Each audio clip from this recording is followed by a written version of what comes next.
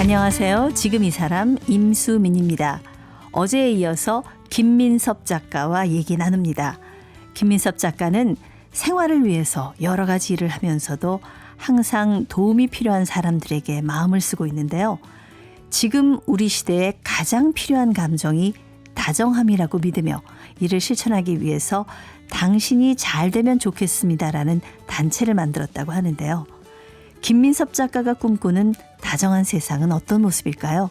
김민섭 작가 지금 만나봅니다.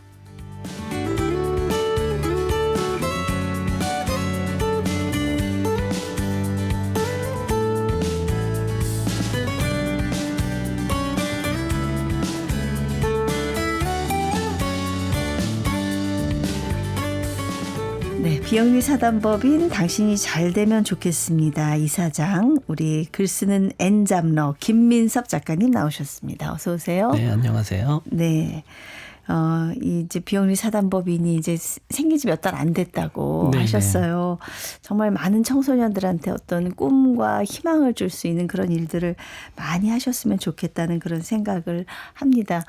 지난 시간에 그 5년 동안의 어떤 시간 강사, 대학에서 시간 강사, 이제 그것만 갖고는 생활고를 해결할 수 없으니까 패스트푸드점에서 이제 아르바이트 한 얘기를 하셨어요. 그래서 육체노동 하면서 뭔가 세상을 바라보는 눈이 바뀌셨다고 했는데, 그렇다고 해서 박사 공부까지 하고 내가 교수가 되려고 지금 시간 강사를 하고 있는데 이거를 그만두고 나오는 게, 그거를 끊는다는 게 참 쉬운 일은 아니었을 것 같거든요.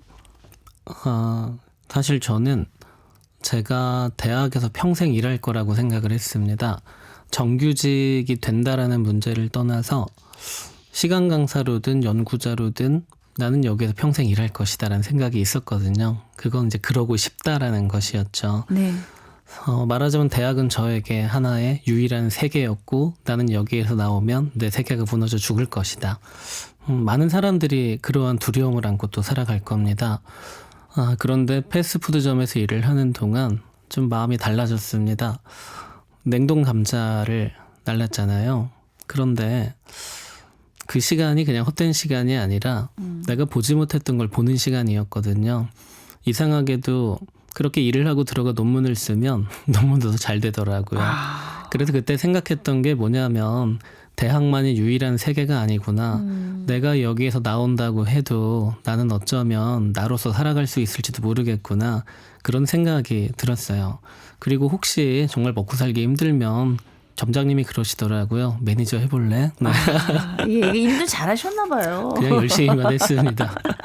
그냥 그래서 그래 대학 밖에 나간다 해서 내가 깔려 죽지는 않을 거야. 새로운 세계들이 있겠지 이런 마음으로 이제 그때 대학에서 그냥 나오는 것도 없었습니다. 그냥 제가 공부하던 연구실 자리를 뺐고요. 네. 그리고 그냥 그걸로 전부 끝이었습니다. 서류 하나 쓸 게 없더라고요. 너무 티가 안 나도 참 서운한데. 그렇죠? 그리고 나서 2015년에 이제 책을 하나 내셨어요. 나는 지방대 시간 강사다. 이 책을 내면서 미움도 참 많이 받으셨다고 그러더라고요. 아마 그랬을 겁니다. 이제 처음에 이 글을 익명으로 연재를 했죠. 커뮤니티에. 네. 그리고 출판사에서 연락이 왔고 책으로 만들게 됐고 익명으로 책을 냈습니다. 저는 이 책과는 관계없이 계속 공부를 하고 싶었거든요.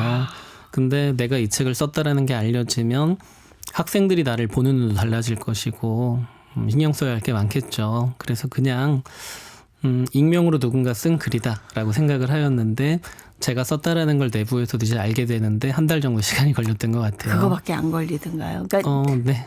그 지방대 시간 강사 하면서 그 실상을 좀 낱낱이 이렇게 쓴 글이었잖아요. 뭐 그런 것도 없습니다. 그냥 건강보험 보장이 안 돼서 패스트푸드점에서 일도 했고 근데 그러면서 이런 즐거움과 어떤 기쁨과 슬픔이 있었다. 이제 뭐 그렇게 쓴 글이었는데요.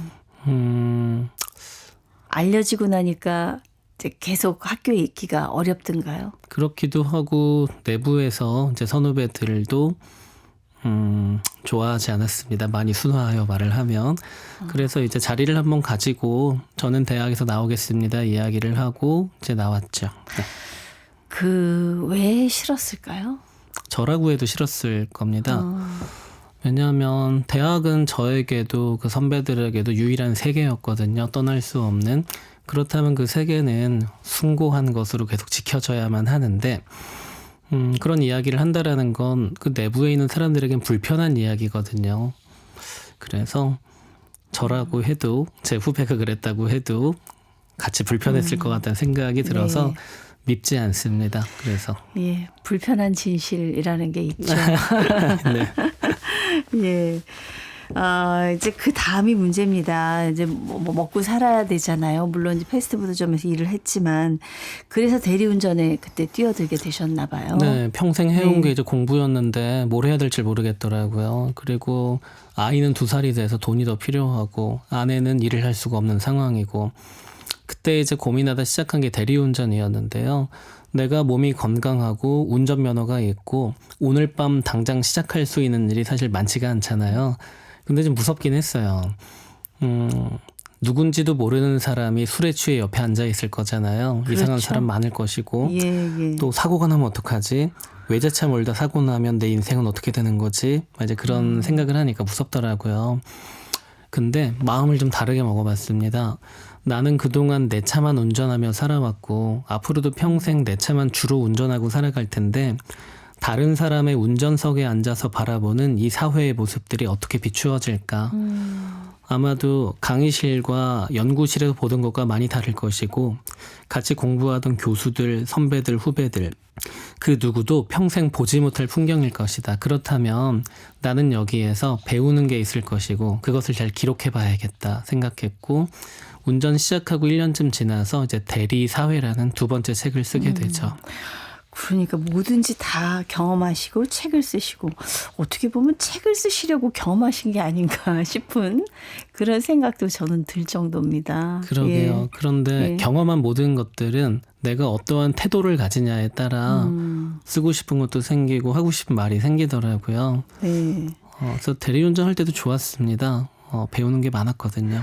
근데 사실은 이제 술 취한 분들이 타는 거잖아요. 거의 뭐 네네네. 99.9%. 네. 네. 좀 곤란한 일도 많았을 것 같고 아주 황당한 일도 겪지 않으셨을까 싶습니다. 그런 거는 대리기사들이 매일 겪는 일이긴 할 텐데요. 네. 근데 대리운전을 많이 했던 게 이제 벌써 한 8년 전입니다. 그동안 가장 많이 들었던 질문이 나쁜 사람 많지요라는 질문이었는데 그럼 처음엔 신나가지고 이런 나쁜 사람도 있고요. 저런 나쁜 사람도 있구나 그랬거든요. 근데 정확한 건 뭐냐면 좋은 사람이 압도적으로 많습니다. 진짜 좋은 사람이 많습니다. 100명 중에 90명은 좋은 사람이고요. 네. 그리고 그 90명 중에 한 절반 정도는 정말 훌륭한 사람들이 있습니다. 예. 100명 중에 1명 정도가 나빠요. 그렇군요. 근데 그 사람들이 기억이 오래 가죠. 그런데 일을 하며 알게 되는 정확한 것은 좋은 사람이 그래도 압도적으로 많다는 것이고, 그래서 어떻게 저 사람들은 저렇게 말하자면 갑의 자리에 있는 거 아닙니까? 나를 고용하는 거잖아요. 네. 자기 차에. 그런데도 나에게 저렇게 다정하고 정중하게 대할 수 있을까 싶은 사람들이 많이 있어서요. 사실 많이 배웠고 정말 이 자리를 빌려 고맙단 말을 드리고 싶습니다. 그 김민섭 작가님의 시선이 훌륭하신 거죠. 대부분의 사람들은 그 한 명, 나를 괴롭힌 한 명 때문에 이 일이 너무 힘들어. 그렇게 얘기하는 경우가 많거든요. 근데 저도 그 순간은 힘듭니다. 그 순간은 힘들어서 막 예. 저도 화도 내고 막 그러지만 그래 다시 생각하면 99명의 좋은 사람이 있어 생각하는 거죠. 네.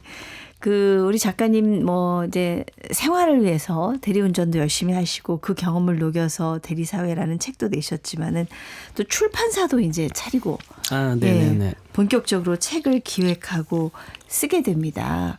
이 출판사 직접 문 열게 된 직접적인 계기가 있으셨나요? 사실 출판사를 열 마음은 전혀 없었는데요. 제가 취미 생활이 대학원생 때 딱 하나가 있었습니다. 인터넷에 올라온 재미있는 글을 읽는 거예요. 게시판에서. 왜 그랬냐면 돈이 안 들어요. 게시판에 있는 글 읽는 거는 돈이 안 드는 취미여서 항상 이제 뭔가를 보고 있었는데 어느 날 이제 어떤 분이 소설을 쓰셨는데 너무 재밌는 거예요. 그래서 어떻게 이게 재밌게 쓰지 하는데 이분이 하루에 한 편을 계속 쓰더라고요. 나중에 제가 대학원에서 나와서 이제 1년쯤 지났을 때 몇 편이나 썼을까 봤더니 1년 동안 300편의 단편 소설을 쓰셨더라고요. 이야. 이메일을 보냅니다. 제가 그때 출판 잡지에 김민섭이 만난 젊은 작가들이라는 인터뷰 지면을 쓰고 있었거든요. 네네. 그래서 이제 한번 만나보고 싶다 했더니 그분이 좋아요 해가지고 그분이 이제 만나자고 하는 카페에서 만났습니다. 김동식이라는 작가였어요. 부산 사람인데 어린 시절에 이제 서울로 와서 아연주물 공장에 취직해서 공장 노동자로 오랫동안 일을 하시면서 힘든 일이니까 머릿속으로 즐거운 상상을 하면서 그 상상을 옮겨 적은 게 그 소설들이었던 거예요. 네. 너무 재미있어가지고 혹시 이거 책으로 내보일 생각 없습니까? 여쭈었더니 좋다고 하시더라고요. 그런데 그 출판 잡지를 내던 그 출판사 사장님도 야, 이 사람 한번 보고 싶다 이래가지고 셋이 같이 보고 그럼 민섭 씨가 기획자가 되어서 이분의 책을 한번 만들어보자 해서 만든 책이 회색인간이라는 책인데요. 그 책이 지금 140쇄를 넘게 찍을 만큼 이야, 정말 그렇죠. 잘 되고 있습니다. 예, 맞아요. 그 유명한 책이죠. 그 책을 직접 처음에 기획을 하셨군요. 네, 그 책을 기획을 했고 그 책이 이제 판매가 될 때마다 기획료가 260원씩 통장으로 오는데 제가 10년 동안 제 책 팔아 번 돈보다 그게 많습니다. 너무 잘 됐어요. 한 권당 260원이니까 네. 140세면은 와. 수십만 부가 팔렸죠. 그리고 소설집 시리즈가 더 있거든요. 그래서 이제 네. 그렇게 같이 되었는데 그러면서 생각한 게 누군가의 책을 낸다라는 건 정말 재밌는 일이구나. 그리고 책이 팔리든 안 팔리든 세상에 필요한 책들을 1년에 한두 권씩 만든다면 나는 즐겁겠구나 싶어서 정미소 출판사라는 이제 출판사를 만들었습니다. 정미소는 쌀도 정하는 데가 정미소잖아요. 맞아요. 그런데 네. 글을 쓰는 일은 개인을 도정하는 일처럼 느껴져서요. 사람은 자기 몸에 쌓여있는 글을 옮겨 적음으로써 한 개인으로 도정된다라는 생각으로 정미소 출판사 주로 누군가의 첫 책을 만드는 그런 출판사를 운영하고 있습니다. 네. 주로 신인 작가의 첫 번째 책을 네, 그러려고 노력하는데 쉽지는 않아서 의미가 있네요. 또 자주 내지는 못하고요. 많이 낼 때 1년에 한 서너 권, 적게 낼 땐 1년에 한 권 이렇게 되고 있습니다. 네, 이 회색인간의 김동식 작가 같이 요즘은 이렇게 다른 일을 하다가도 작가가 되는 분들이 좀 많아진 것 같습니다. 사실 제가 고등학생 때만 해도 네. 신춘문예 같은 공모전에 등단하는 방식으로만 작가가 될 수 있다 믿었는데요.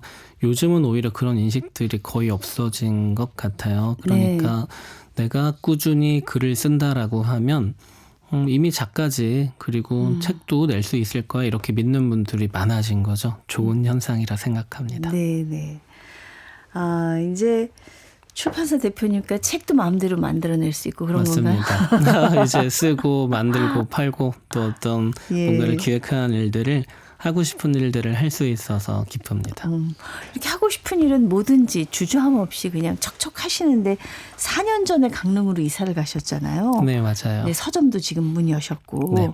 왜 뭐 강릉 좋습니다만 하필 강릉이었는지요? 저는 사실 서울 마포에서 태어나서 20년쯤 살았고요. 네. 직장하고 학교 때문에 강원도 원주에서 20년 그리고 강릉으로 간 지가 이제 5년 차가 됐어요. 사실 강릉에는 아는 사람이 한 명도 없었습니다. 그냥 바다가 있지 요거 하나만 알고 갔거든요. 사실 제 아이가 유치원생일 때 바다를 한번 보고 싶어라고 하길래 와 7년 동안 바다를 안 보여주다니 미안해 하고 이제 보러 갔거든요. 애가 너무 좋아하는 거예요. 근데 이제 아이가 얼마나 좋았는지 매주 바다에 가자고 하길래 그래 가자 하고 원주 강릉이 멀진 않거든요. 다니다 보니까 6개월쯤 지났을 때 아이가 그러더라고요. 아빠 우리 바다에서 살면 안 될까? 그러길래 제가 제 아내를 쳐다봤어요. 당연히 안 된다고 해주겠지. 근데 고개를 끄덕끄덕 하더라고요. 이제 저희 첫째가 좋아하는 게 무엇이 유튜브 보고 먹는 거 이런 것만 좋아하는데 네. 바다가 좋다 하니까 저 아이 엄마도 좋았던 거죠. 그래서 제가 아이에게 대은아 아빠는 노트북만 있으면 어디서든 먹고 살 수 있거든. 오늘 이사 갈래? 물어보고 그날 이제 부동산에서 살던 집 내놓고 강릉에 있는 집을 구해서 간 지가 5년쯤 됐어요. 대단한 추진력입니다, 정말. 아니 근데 이것은 제가 어디 정해놓고 출퇴근하는 데가 있으면 퇴근아 아빠 출근해야 돼 얘기를 하고 못 갔을 텐데 그렇지 않기 때문에 누군가에겐 단점인 것을 장점으로 만들자라는 생각일 뿐인 거죠. 예. 한편으로 되게 부럽습니다만 부모님이나 이런 분들이 보실 때는 참 대책 없다 이렇게 얘기하실 수도 있겠어요. 맞아요. 제 어머니 아버지도 저에 대한 걱정을 아주 많이 하셨고요. 대학에서 나왔을 때는 저희 아버지가 순댓국을 좋아하시는데 특을 못 드셨대요. 아들 걱정에 아들은 저래 고생하고 있는데 내가 어떻게 특을 먹나 하고 그냥 보통 드셨대요. 근데 요즘은 수육도 드신답니다. 인쇄도 나오고 뭐 여러 가지 강연도 많이 하시고 요즘은 하시는 일이 굉장히 많아졌으니까 우리 작가님 아버님 순댓국 특 마음 놓고 드셔도 괜찮습니다. 근데 사실 요즘 서점이 되게 어렵다고 그러고 특히 지역의 작은 서점은 굉장히 어렵다고 그러던데 괜찮으세요? 사실 돈을 벌려면 다른 할 일들이 많이 있는 것 같은데요. 서점을 여시는 분들을 보면 사실 책으로 돈 버는 건 너무 어려운 일이어서 애초에 돈 벌려면 다른 걸 팔아야 된다 싶긴 합니다만 그래도 두 가지 마음들이 있으신 것 같습니다. 내가 좋아하고 옳다고 생각하는 일을 해보자. 그리고 이걸로 먹고 삶으로써 책을 파는 일로 먹고 살 수 있다는 걸 다른 사람에게 보여주자. 이런 마음이신 것 같아요. 근데 저는 이제 좀 여러 가지 일들을 하고 있잖아요. 이제 글을 열심히 쓰고요. 글을 쓰면 이제 책이 나오면 강의 요청들이 오고 또 이제 강의에 가는 길에 탁송도 자주 합니다. 네, 예를 들어 네. 다른 지역 강의하러 갈 때 탁송콜이 맞으면 타고 가면 교통비도 안 나오고요. 그렇게 탁송을 한 달에 10건만 해도 꽤 괜찮습니다. 아니 작가님이 북토크 가시면서 이 대리운전 탁송하신다는 상상을 해보셨습니까? 네, 이제 이야. 그렇게 하고 또 이제 강의 들은 분들이 서점에 놀러 오시기도 하고 네. 그리고 출판사에서 나온 책을 사시거나 또 책을 내보고 싶어하는 분들도 계시고 꽤 연결이 되고 있잖아요. 그래서 제가 운영하는 서점은 이제 책이 많이 팔리진 않더라도 그 제가 만든 것들이 연결되는 공간으로서의 역할을 하고 있고 네. 그리고 좀 말씀드리기 민망하긴 하지만 학교 강의가 많이 들어옵니다. 근데 학교 강의 갈 때 선생님들이 작가님 서점 운영하시면 작가님 서점에서 주제도서 납품해 주세요라고 하시면 오 감사합니다. 영업도 같이 하시는 건데요. 맞습니다. 네. 이제 바다가 좋아서 아이들이랑 강릉 가셨는데 막상 제가 여의도 살아도 여기 63빌딩 자주 안 가게 되거든요. 그렇죠. 네. 근데 강릉 살면 바다 자주 나가십니까? 제 아이가 바다에 가고 싶어서 이제 강릉으로 이사를 왔잖아요. 네. 한 6개월 만에 그러더라고요. 바다에 가는 건 너무 귀찮은 일이야. 이제 가지 않을래. 처음에는 3일에 한 번씩 가다가요. 이제 예. 한 달에 한 번 가는 것 같아요. 사람 마음이 참 이상합니다. 비영리 사단법인 당신이 잘 되면 좋겠습니다를 지금 이제 운영을 시작하셨습니다. 최근에는 또 책이 한 권 또 나왔는데 이게 아마 후속작인 것 같아요. 뭐 속편쯤 되나요? 우리는 조금 더 다정해도 됩니다. 네. 네. 당신이 잘 되면 좋겠습니다의 이제 후속작인 거죠. 네, 그런 마음도 가지고 썼지요. 네. 네. 어떤 얘기를 하고 싶으셨어요?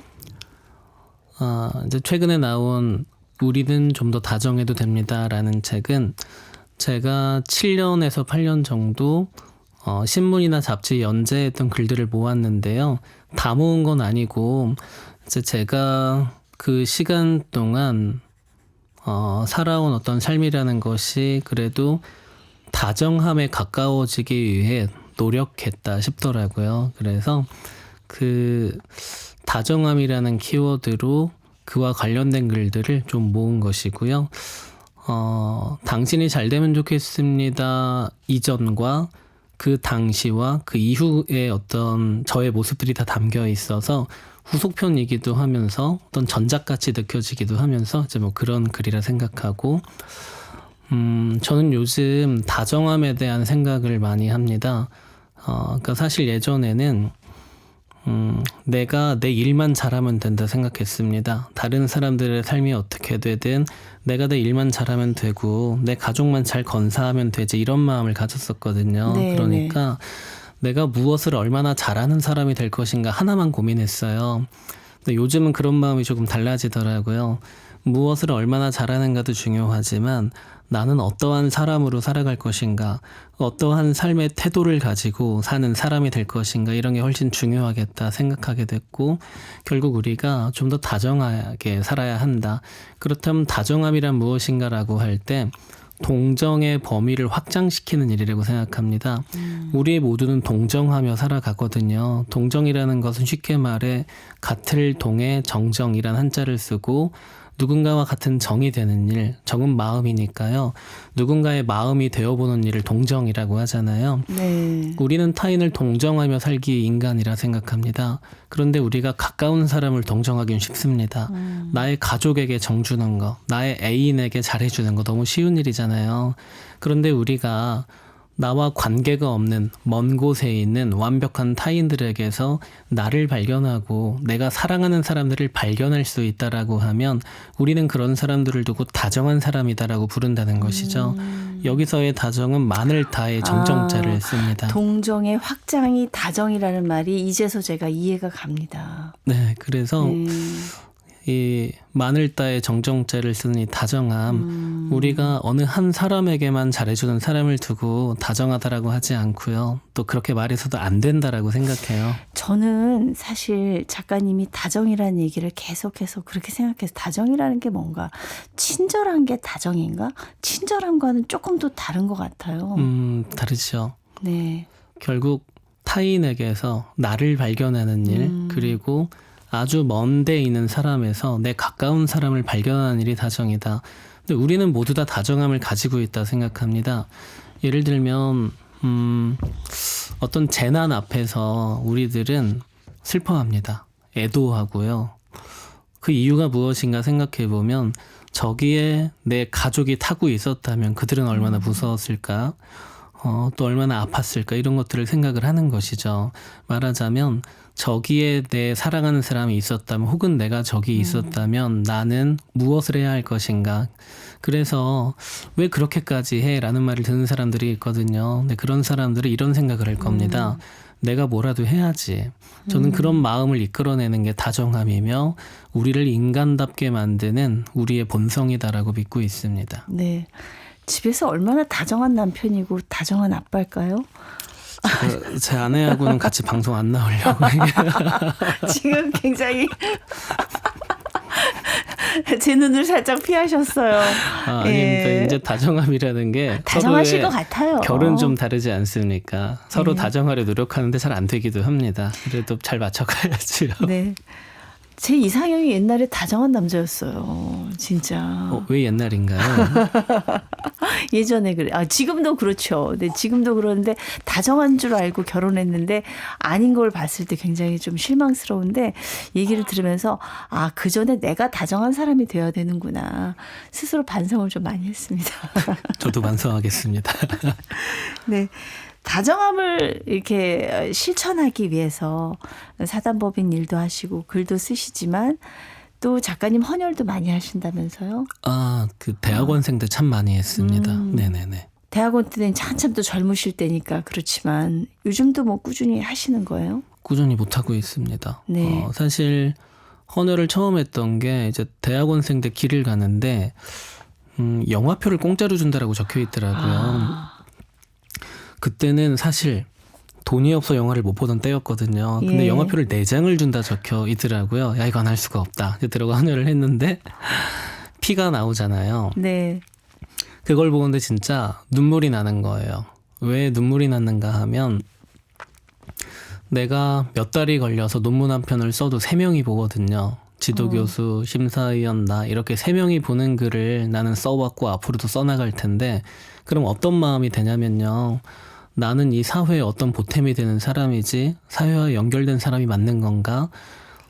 왠지 내가 먼지가 된 것 같거든요, 몸이. 그런데 그 피를 보는 순간 나 사회적인 사람이었구나라는 생각이 드는 겁니다. 내 몸에도 사회적인 게 있었구나.